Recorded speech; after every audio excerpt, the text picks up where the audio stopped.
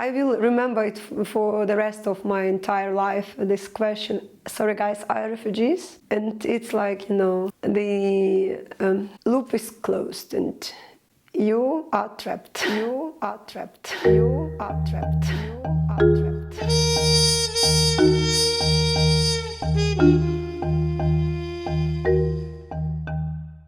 I used to have a beautiful life, really. I have got a family. I lived in the best city of best country.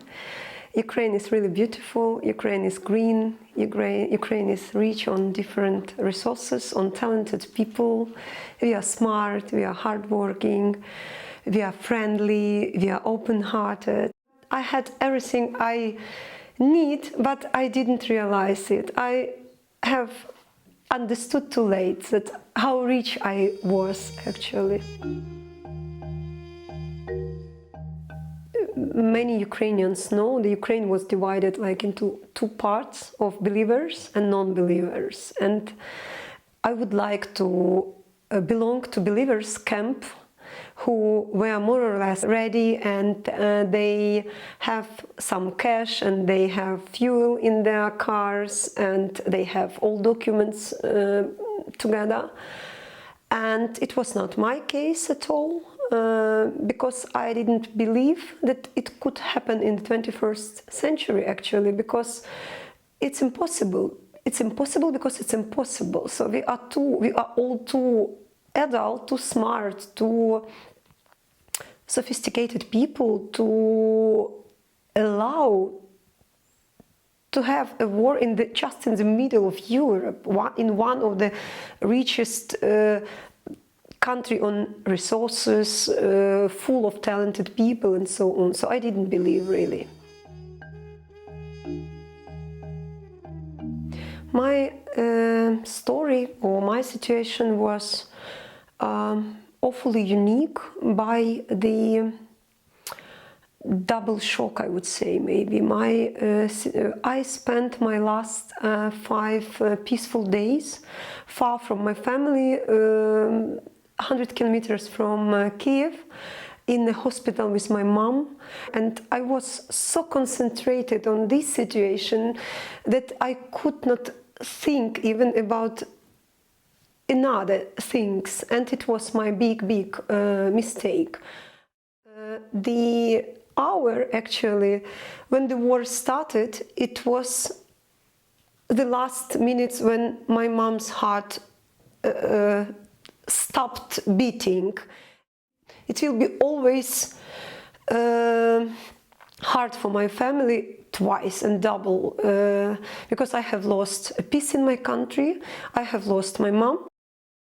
I have my own experience to bury my mom under the bombings actually, and going with like our small funeral, because there were no people at all in the town, because they were running away. I could not get documents, I could not find a place where to bury her, I could not finish this funeral because there were nobody could not come to us to say bye to her, and we were just me and my brother and several neighbors. I even don't, if I would be asked to recall, I don't remember who were there. It was like everything, you know, everything was in like some kind of in shadow.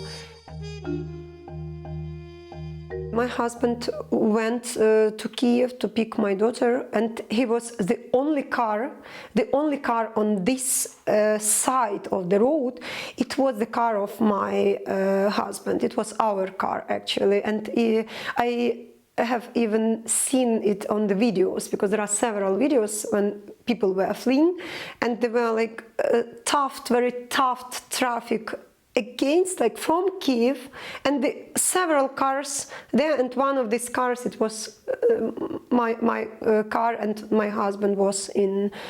And actually, in peaceful times, to get from Kyiv to my home town or back, it took like not more than 1 hour, and he did in 5.5 hours just to come back to Kyiv in some more safe ways. Otherwise he could be just killed by them, and all drivers who were fleeing and who were driving from Kyiv, they opened the windows and asked that you are going, they thought that he is lost, and they tried to explain that you are going the wrong way, and it's like hell road there, and he could not explain why he is doing it. But still, the daughter was only 9 years old. She was alone, and the whole family is like far from her, and it was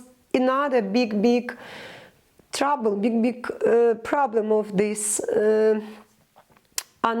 unforgettable day, I would say, unforgettable date. And then when they finally, and the most awful thing, there were no mobile connection, because they hit it, like, the first thing what Russians hit it was roads, airports, railways, and like Sputnik stations of mobile connections. And I could not call him even after the funeral of my mom, when everything was already finished and we did everything, like we did our best what we could do under these circumstances. We did for her. Actually, he was normally buried, because some people were killed and they were found only 3 months later, after the deliberation of some districts. That's why, in taking into account all circumstances, I think and I hope that I will be forgiven by my mom, that I did everything what I could, and so we did not spend several days with her body, actually, during already inside the war. That's why it was maybe the grave, you know, maybe the grave. At that moment, it was the most safety place on earth, and maybe it was like the moment, like in Bible, when alive people were jealous to dead people. And there were some minutes when I was watching on her lying in already like in her grave, and I thought, listen, you even could not imagine what is happening now, and knowing your diseases with your heart and with your knowing how kind you were, you would never survive under this awful situation and circumstances.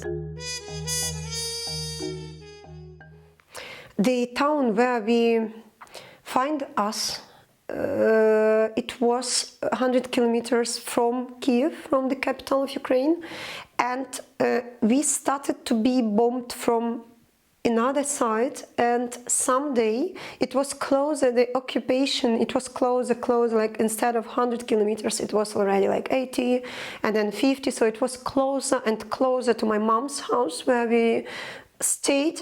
And from another side, other critical infrastructural places were hit, bombed and exploded, and someday I have found myself and my children like trapped somewhere in between, and I did not want to leave, and I would never decide to leave the country and to leave my husband and to live separately or something like this. But we were like every night, we spent several nights already in shelter, like under the mom's house, and my husband was several times asking if we are ready, maybe now or not, or maybe it could be better. It was like, you know, in some unrealistic scenario, but we were more and more discussing this option, that I should take children and go somewhere, maybe not abroad, but just to go further from all this hell and to keep them safe. My husband started to defend the borders of our town in this like territorial defense. The territorial defense, it's consisted of like just ordinary civilians. It was my husband, my brother, and my brother's friends and our neighbors, and it was like patriotic position of all men, actually normal men. And when he came back from his shift every night, and she asked us to leave, and then the very last drop for me, it was when the road from this side of town was exploded, was damaged by our soldiers, not by Russians yet, but our defense, like our soldiers decided to explode roads just to do not give them possibility to go through the.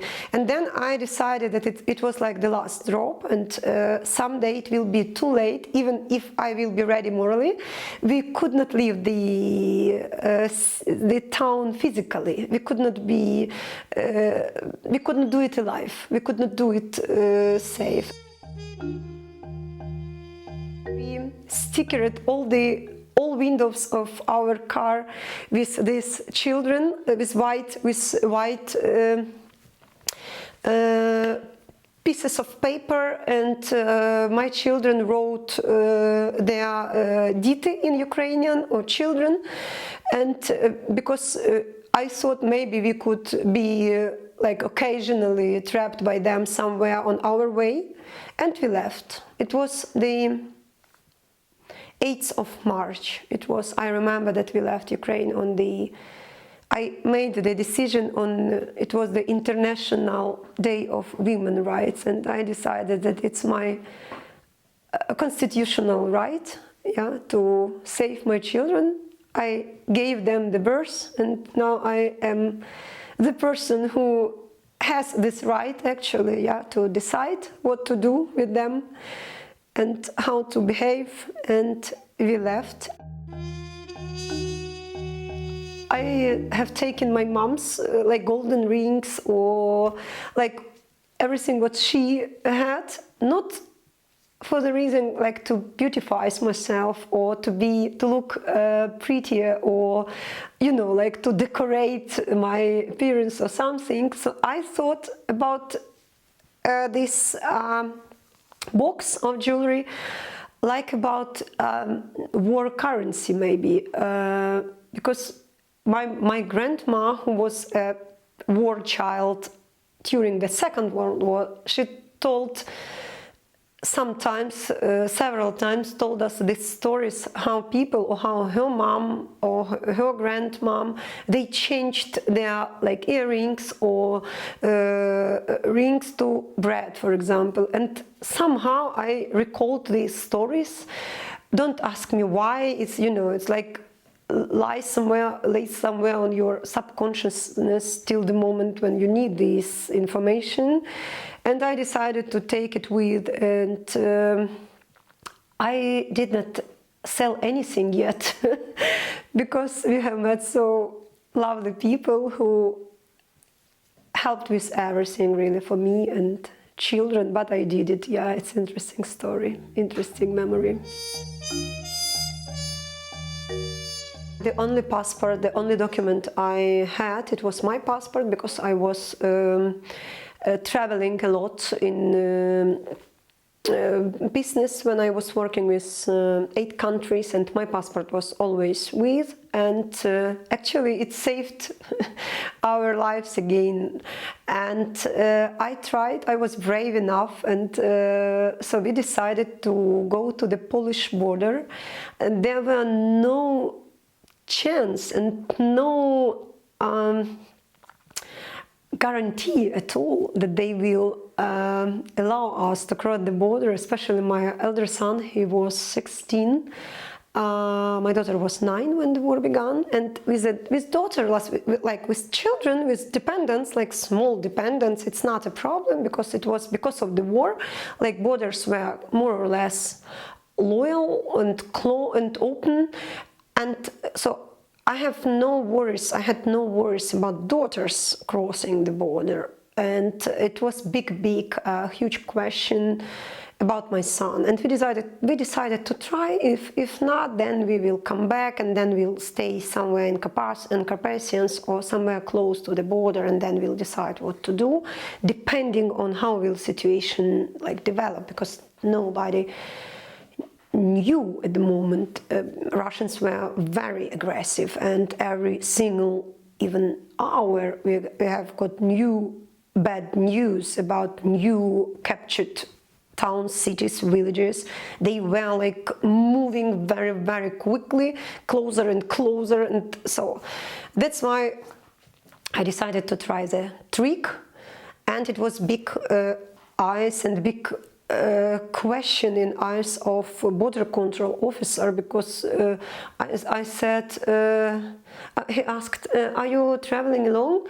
I said, no, with 2 children. He asked to open the window of the car and just said, listen, I see only 1 child here, and you have some man in your car. And I said, it's my 2nd child. He looks like a man, but he's child, 16 years old child. And the only thing, I even remember this moment, it was like several seconds of doubt in his eyes. I could read it when he was doubted what to do.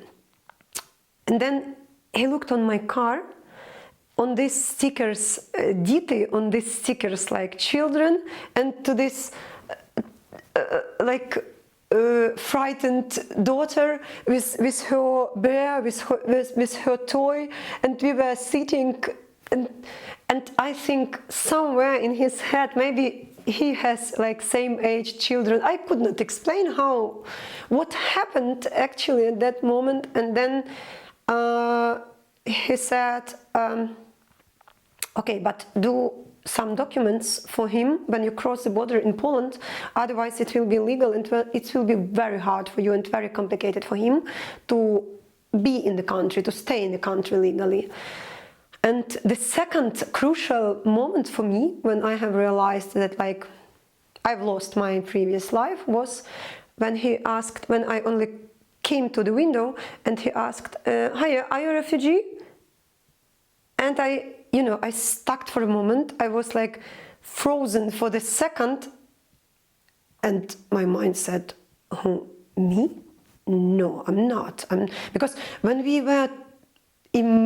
you imagine, like when you said the word refugee, it looks like, like, I don't know, poor woman, like in shabby clothes and like without teeth, and they are suffering and struggling and fleeing somewhere, and you could not be a refugee. You could not be a refugee. And it was like crucial moment for me in my head, in my brain, when I started to realize that actually, yes, we did. We are. And I started to cry. I cried so much. He said, okay, wszystko w porządku, dawaj. And the border was open. We could already move further, and I could drive, but I could not. I could not, because I was crying so much that I could not see the road. I could not see. It's like your personal rain. I could not, and I stopped. We crossed the border. It was at night already. I was driving, so I drove like maybe 30 hours. During 30 hours without sleeping. I was exhausted, morally, physically, and like with everything overloaded. And I just stopped on the fuel station and could not move, and could not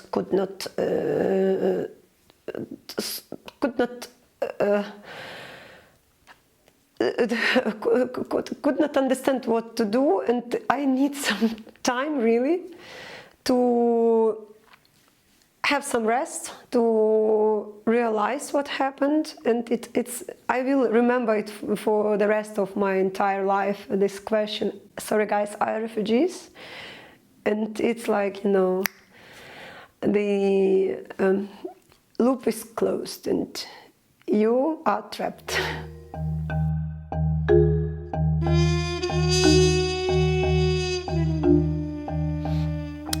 Poland, now we move to a bit more happier story, I would say, of our journey, of our refugee trip.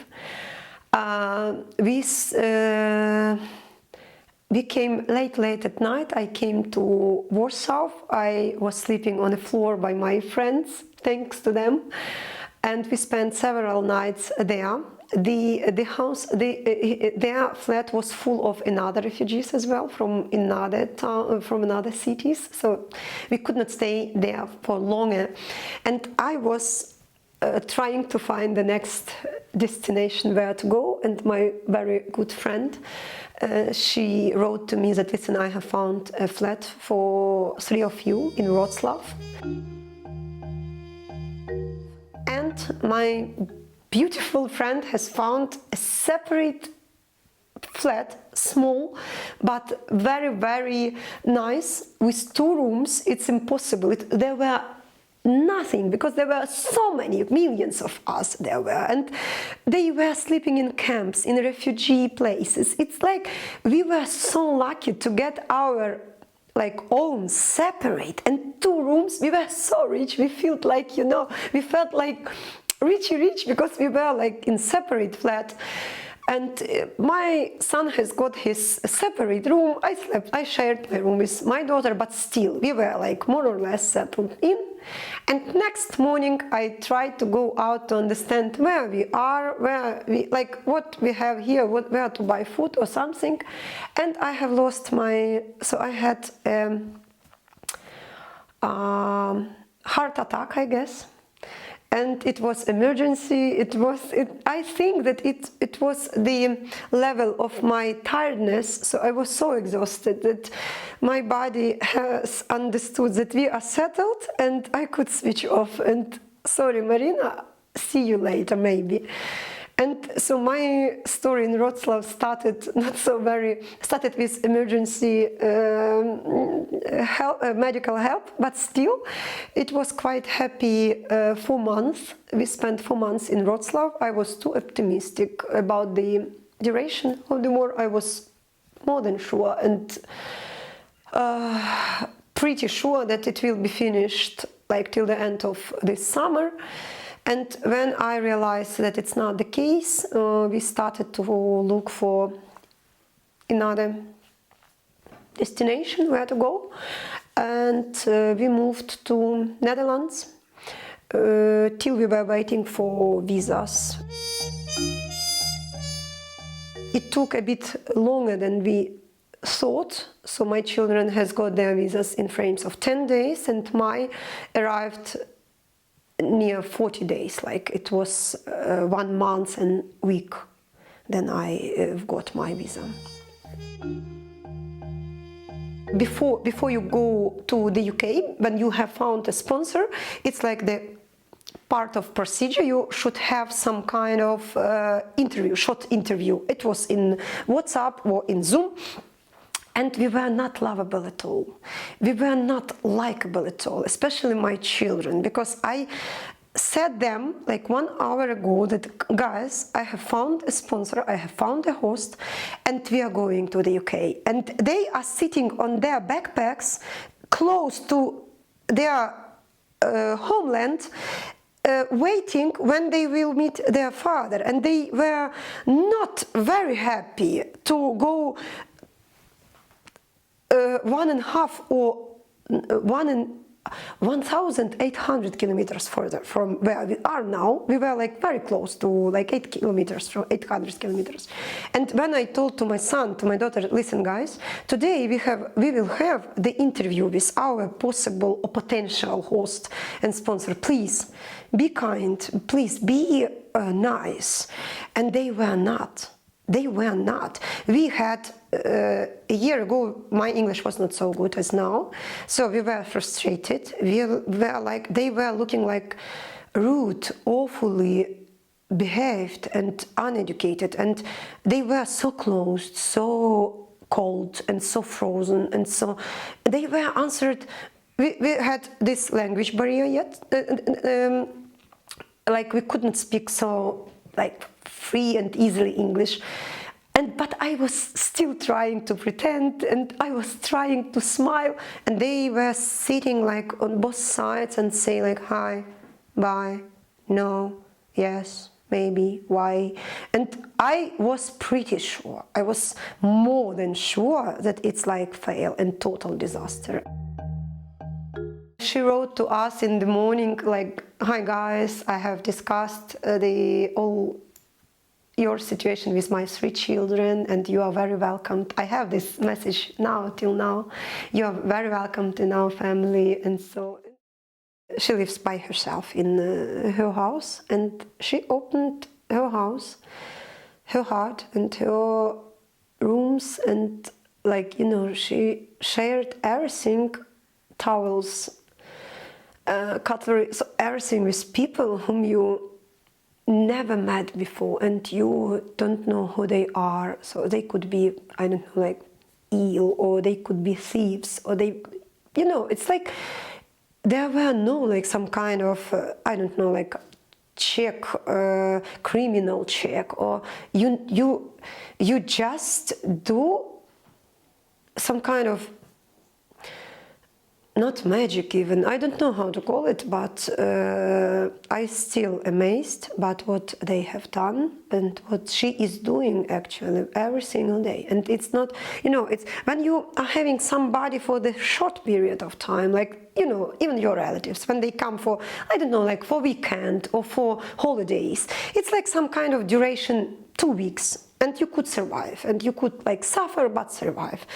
But we are talking about 2 years already, like long period of time. And we cry together, we cook together, she feels what I feel, and she sings like the Ukrainian anthem. She cries on Ukrainian anniversaries of the war. And it's forever. I think that it's forever. I hope that the war will be over someday, but I strongly believe, and I hope that our relationships, I would say, they will be till the rest of our lives. I'm pretty sure, because my children, they have, oh God, they have lost. It's the hardest part of this story. Sometimes I call my Edith my British mother-in-law. She's young, much younger than my mom. But my children have lost their grandma under such like awful circumstances and awful situation. But now they have found like their British grandma here, because they picking berries together with my daughter. They are making jams together, like making math homeworks, and she should not do it actually. She should not. Her duty was, or her part of this agreement was, to give us a place where to sleep or where to, I don't know, live. But she should not share with us, like, you know, Christmas. We were invited on Christmas this year. All her children came from different parts of the world, and they invited us, and we were like a part of a family. I was never treated and I never felt like a refugee, and I never felt like under, you know, like it's like every day full of support, full of patience or empathy, and I could not explain. I still could not. Some day I wake up in her house, in her bed, under her blanket on her pillow, and I eat from her plate and I drink from her mug.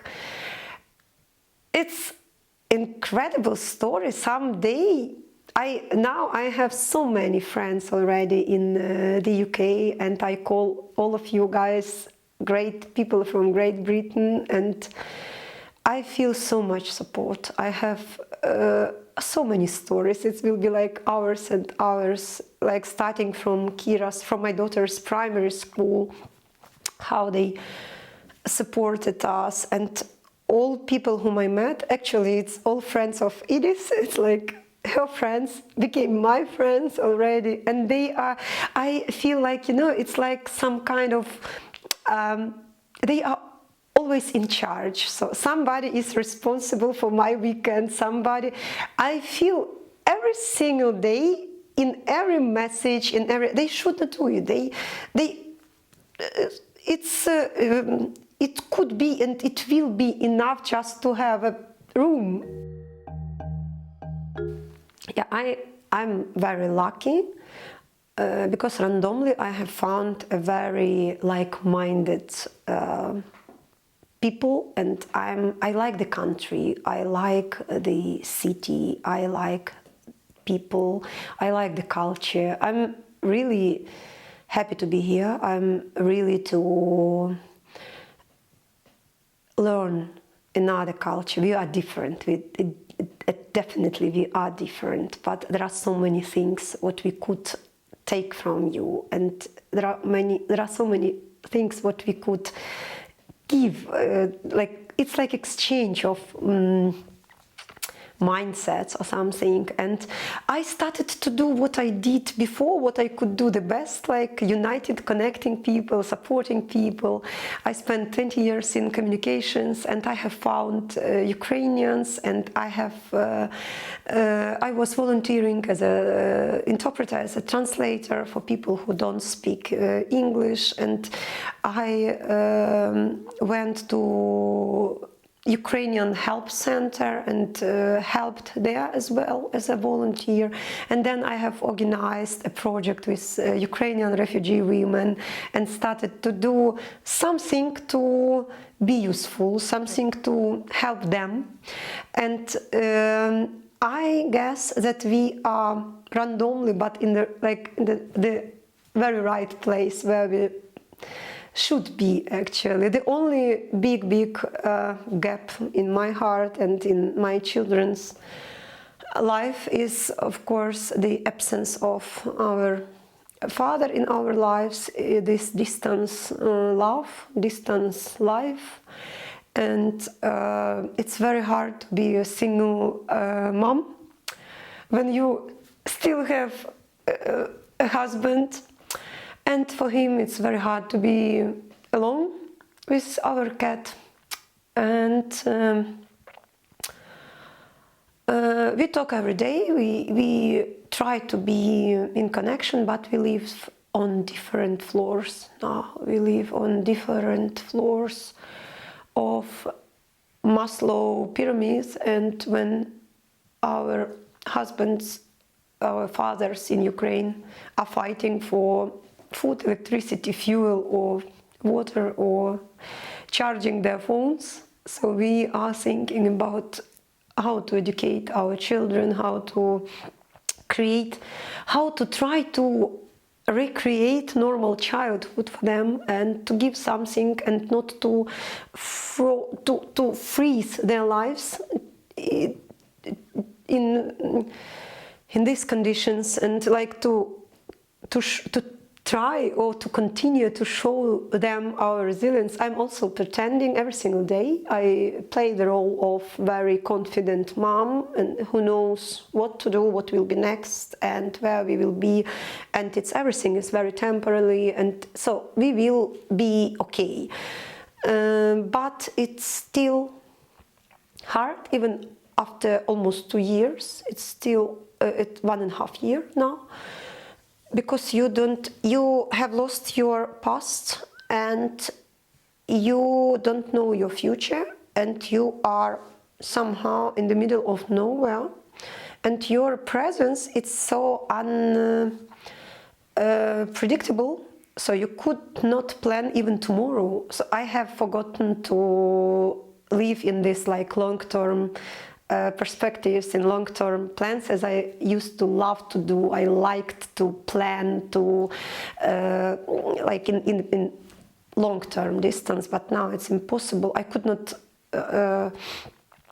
plan even tomorrow, because I could plan many things to do. And then during the night, Kyiv was like bombed and hit it like 16 times. And first several hours, they don't write where and who and how many people die and which district of city are damaged. And or sometimes they say like exactly 3 districts where your parents-in-law live, where my husband lives, and where his sister lives. And it's like, you know, it's like some kind of an awful game when you start to think, oh my God, this time it could be my husband, tomorrow it could be my mother-in-law, and then it could be my brother. And it's like a devil game, and you could not wake, you could not stand up, you could not be normal, and you still should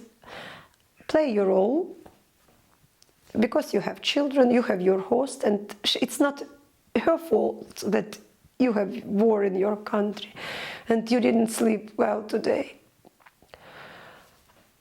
But anyway, the resilience of our people, and especially of our women, it's amazing. We all are much more stronger, much more.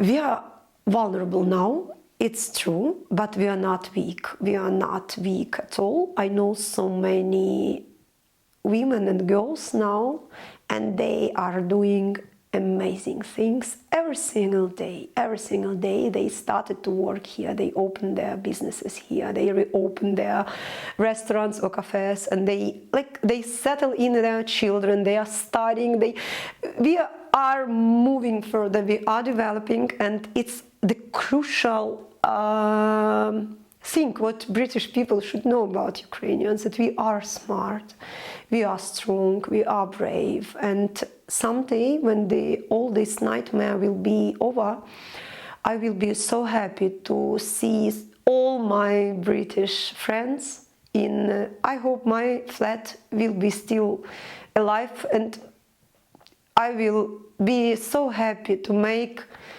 a tea for my Edith in my mug on my kitchen. And I like her phrase when she someday she saw that I am crying, and she said, "Oh Marina, please wait, someday we will drink coffee on your kitchen." And it's the only, maybe it's the only thought, or it's the only moment which tries to hold on. It's very hard.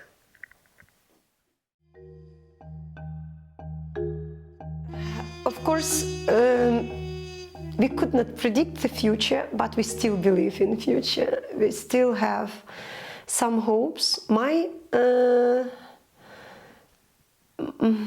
hope, my only hope, is that that after the war, my educated children that my husband could finally see my son, and they could hug physically, and that some of my friends will be still somewhere, and we could meet, and we could but now I do realize that we will never have our previous life. We should accept it, and we did already, maybe almost, maybe not yet till the end. But all my career, all my plans, everything is ruined. But we are still able to recreate it and to restart it in some other way. And my family, I was always focused on family. It was always important for me to have a family and to be with family, but we did not understand how important it's for us. And my only wish, my only hope, and my only big desire, maybe, or big hope, I would say, is to be together. And I understand that maybe we will never be together with all four of us, because children are almost adults now, and they could move and they could live their lives in different countries, like they have their own plans. And but still, family, I want to be with my husband, to spend my second part of my life together, and wait for them for Christmas, for Easter, you know, to prepare stories for my grandchildren about their crazy, brave grandmom.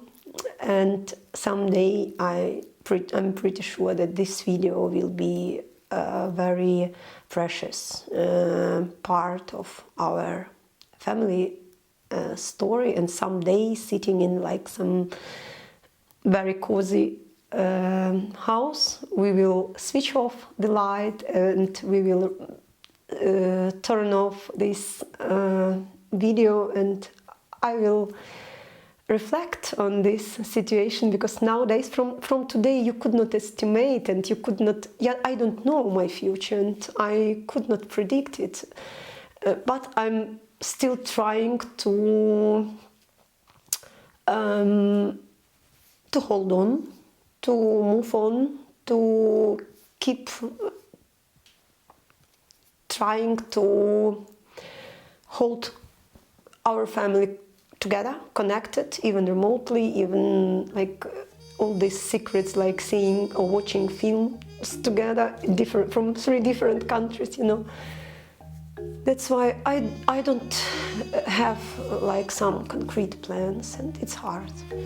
It's hard, but we could be curious, and nobody knows where we will be like next year or next few years. We'll see what happens.